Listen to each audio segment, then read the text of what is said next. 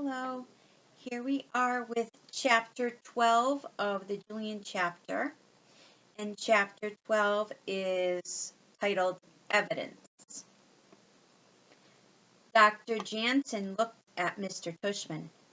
"Why don't you explain, Larry?" he said. Mr. Tushman handed an envelope to Mom and Dad. Mom opened it and pulled out the last 3 post-it notes I had left in Augie's locker. I knew immediately that's what they were because these were actually pink post-its and not yellow ones like all the others had been. So I thought, aha! So it was Augie who told Mr. Tushman about the post-it notes. What a turd! Mom read through the notes quickly, raised her eyebrows, and passed them to Dad. He read them and looked at me. "You wrote these notes, Julian?" he said, holding the notes out for me. I swallowed. I looked at him kind of blankly. He handed me the notes, and I just stared at them. Well, I answered.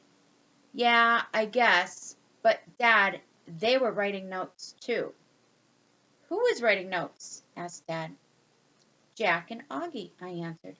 "They were writing notes to me, too. It wasn't just me." "But you started the note writing, didn't you?" asked Mr. Tushman. "Excuse me," Mom interjected angrily. "Let's not forget that it was Jack Will who punched Julian in the mouth, not the other way around. Obviously, there's going to be residual anger." "How many of these notes did you write, Julian?" Dad interrupted, tapping on the post-its I was holding. "I don't know," I said. It was hard for me to get the words out, like 6 or something. But the other ones weren't this, bad. These notes are worse than the other ones I wrote. The other ones weren't so... My voice kind of drifted off as I reread what I'd written on the 3 notes. "Yo, Darth Hideous, you're so ugly you should wear a mask every day." And "I hate you, freak." And the last one, "I bet your mother wishes you've never been born. You should do everybody a favor and die." Of course, looking at them now, they seemed a lot worse than when I wrote them. But I was mad then, super mad. I had just gotten one of their notes and... "Wait," I said, and I reached into my pocket. I found the last post-it that Augie and Jack had left for me in my locker just yesterday. It was kind of crumpled up now, but I held it out to Mr. Tushman to read. "Look, they wrote mean stuff to me, too."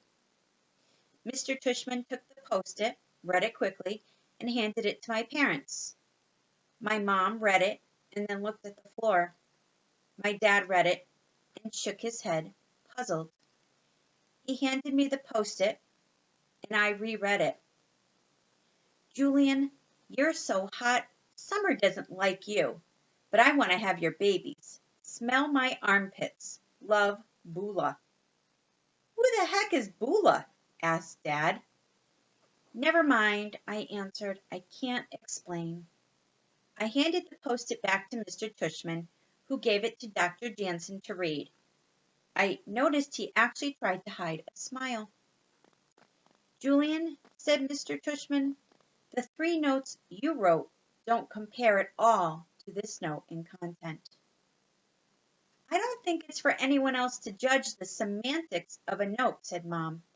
"It doesn't matter whether you think one note is worse than the other. It's how the person reading the note reads it.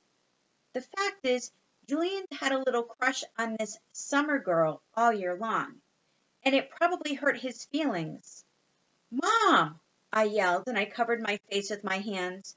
"That's so embarrassing." "All I'm saying is that a note can be hurtful to a child, whether you see it or not," Mom said to Mr. Tushman. "Are you kidding me?" answered Mr. Tushman, shaking his head. He sounded angrier than I had ever heard him before.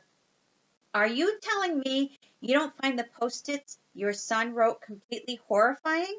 Because I do. I'm not defending the notes, answered Mom.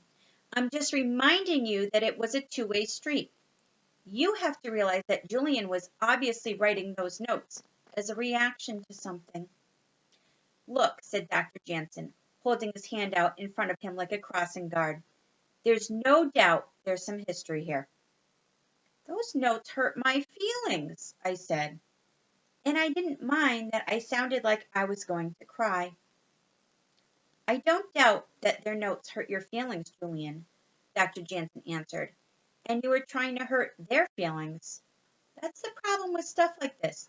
Everyone keeps trying to top one another, and then these things escalate out of control.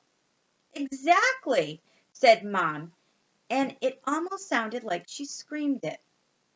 But the fact is, Dr. Jansen continued, holding up his finger, there is a line, Julian. There is a line, and your notes crossed that line. They're completely unacceptable. If Augie had read these notes, how do you think he'd feel? He was looking at me so intensely that I felt like disappearing under the sofa. You mean he hasn't read them? I asked. No, answered Dr. Jensen. Thank goodness someone reported the notes to Mr. Tushman yesterday, and he opened Augie's locker and intercepted them before Augie ever saw them. I nodded and lowered my head.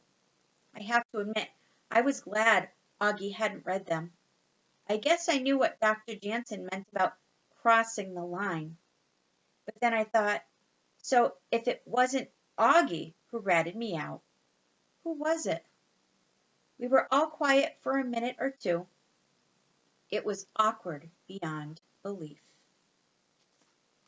And that's the end of chapter 12.